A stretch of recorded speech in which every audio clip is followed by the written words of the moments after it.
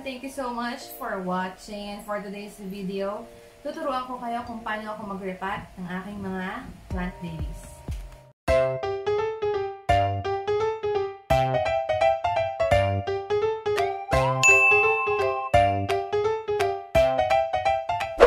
Before we begin, gusto ko nga pala mag-thank you sa Plantations by Jean for my new plants. Ayan, kung makikita nyo dito sa harapan ko, meron akong mga baby mayanas and calathea. So, galing yan from Plantations by Jean. Bago lang sila actually sa Facebook. So, please visit and like their page. Based sila sa Bacoor. Sila talaga yung nagpo-propagate and nagkikare, nagpapalaki sa mga plants nila. So, ito, makikita nyo, meron akong iba't ibang varieties ng mayana. And meron kasi akong gagawing project which is yung garden dish na puro iba't ibang klase ng mayana yung ilalagay ko. So, para yun sa ating next video. And ito, meron pa silang pinadalang calathea. Ayan, sobrang healthy ng kanilang mga plants. So, thank you so much, Plantations by Jean. Okay, so first, ang i-repot ko is itong peace lily ko. Kasi nung binili ko to, actually, ang mga leaves lang nila is parang mga 6. Then, dumami na sila ng dumami. And, ayan, as you can see, sumisikip na sila dito sa original pot nila. Kasama kasi ito nung binili ko. So, ang gagawin ko is ita-transfer ko sila dito sa bagong pot. Plastic pot lang to. So, first of all, syempre, kailangan nating mag-gloves. Delikado din kasi mag-repot kapag hindi kayo nag-gloves. Pwede kasi kayo makakuha ng iba't ibang sakit sa balat. Kasi, syempre, lupa pa din yung hinahawakan natin, diba? Prone sa tetanus, maghahawak ng mga lupa. And of course, mas okay na hindi mahaba yung kuko kapag nagre-repot tayo. Okay, so first, ito na din ang ating pot. And meron akong mini na garden tools. So, ang gagawin ko is, kukunin ko lang to. Then, hindi ko siya bubunutin. So, una muna is tatanggalin ko yung mga pebbles. Ayan, ilalagay ko lang siya.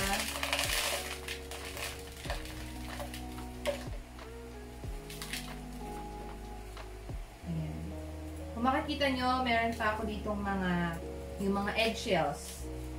Ayan, kasi yun ang ginagamit kong parang plant food or fertilizer. Maganda kasi fertilizer yung mga eggshells since meron silang calcium. Ayan. Okay, so next, lalagyan na natin itong plant dito sa plastic pot. So, ang ginagawa ko is, tinutuklap-tuklap ko muna siya kasi pag nagre-repot ako, actually, hindi ko tinatanggal lahat ng lupa.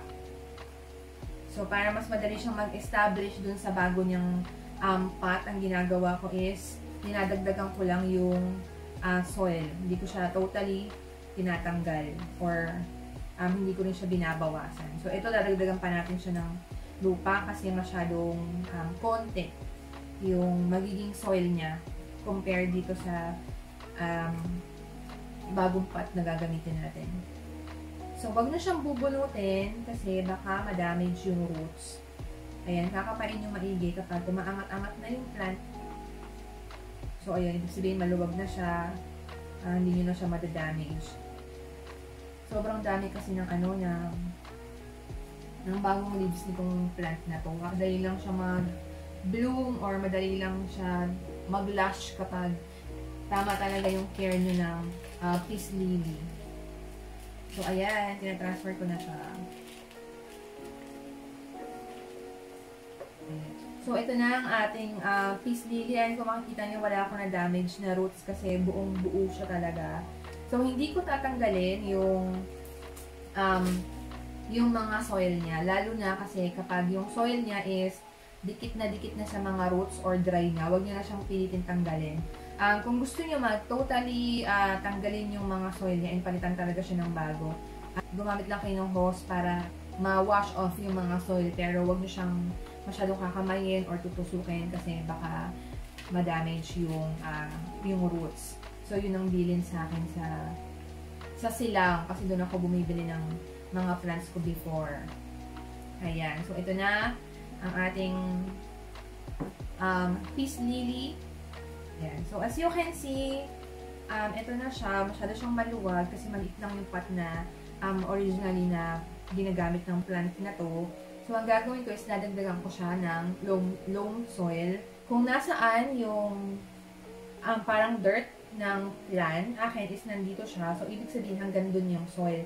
Dapat hanggang dyan yung level ng soil na ilalagay natin. So, kung hanggang saan yung makikita yung bakas or dirt ng soil na ginamit nyo, doon sa lumang pot. So, dapat ganun din karami yung ilalagay.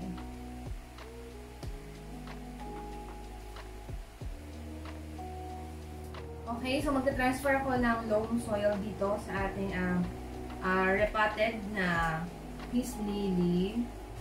Yung loam soil ko nga pala na ginagamit is, ayan, complete organic soil na siya. Content niya is garden soil, pure, vermicast, fertilizer, coco peat.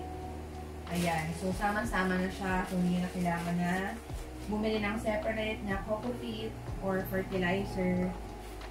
Ayan. So, lalagyan lang natin ng bagong soil.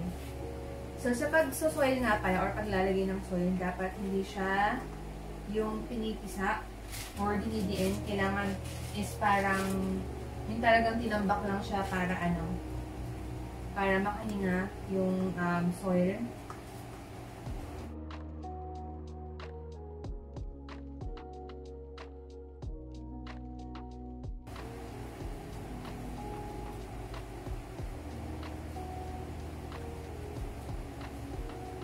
So, ito na ang ating repotted na peace lily.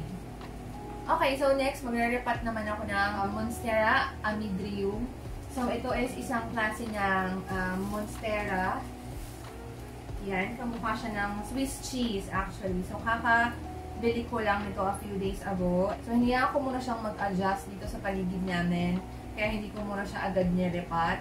So, today, i-repot natin. Gamitin ko siya as centerpiece. So, ang gagamitin ko pot is, ito, medyo malaki. So, if medyo malaki yung pot, kasi gusto ko to kasi if ever na lumago pa siya, hindi ko na siya i-repot ulit. So, gagamitin ko is ito. Plastic pot din to na meron siyang samang plate. So, ang gagawin ko muna is dadagdagan ko muna siya ng soil. Kasi nga, di ba, mababa tong plant na to for this kind of pot na medyo mas mataas. So, lalagyan ko muna siya ng soil.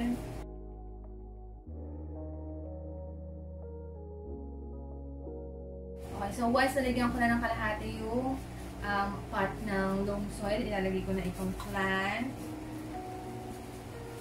So actually, mahirap maglagay ng plant kapag sobrang basa at sobrang dry ng soil niya. Ayan, so ito is medyo moist lang. Ayan siya. So hindi ko na siya tatanggalin para hindi siya mahirapang mag-adjust and mag-establish. So ayan, meron pang space. Ayan, kung makikita nyo, meron pang spaces. So, lalagyan ko pa siya ng soil sa mga gilid-gilid. And then, ikakalat ko lang.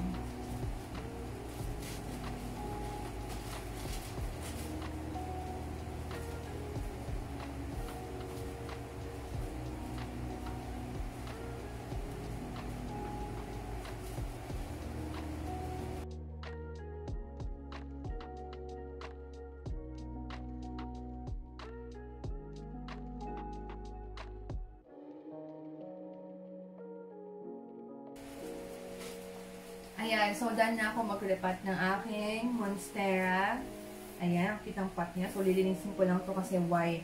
So, nalagyan siya ng lupa.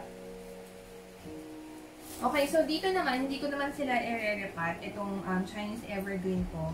Gagawin ko lang is dadagdagan ko siya ng soil kasi, ayan, medyo nauubos na yung soil nila. Matagal na kasi sa akin to. Soil kasi nauubos siya, kakadilig natin, di ba? So, ang gagawin ko is, tatanggalin ko lang yung mga pebbles. Tsaka ako siya dadagdagan ng lupa.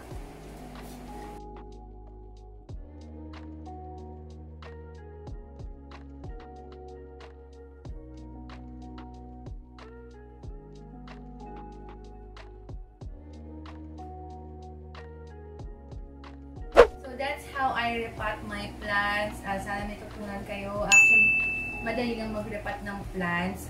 Kailangan nagbabasa-basa lang kayo, gano'n, and nagtatanong-tanong kasi nung una, hindi rin ako masyadong sanay takot din ako galawin yung mga plants ko. So, eventually, natuto lang din ako. And always visit our playlist. Ito, nagagawa ako ng playlist para sa mga plantitos and plantitas. So, thank you for watching. Bye!